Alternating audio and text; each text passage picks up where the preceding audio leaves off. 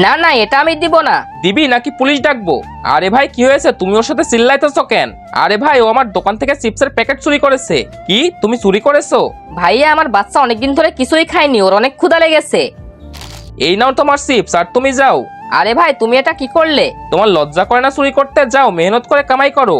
আমার কপালটাই খারাপ, কেউ আমাকে কাজ দেয় না, সবাই আমাকে পাগল বলে। ঠিক আছে চলো আমার সাথে। রাঘব আজ থেকেও আমাদের ঘরে সব কাজ করবে। ঠিক আছে, আমি ওকে সব কাজ বুঝিয়ে দিব। আরে খাবার।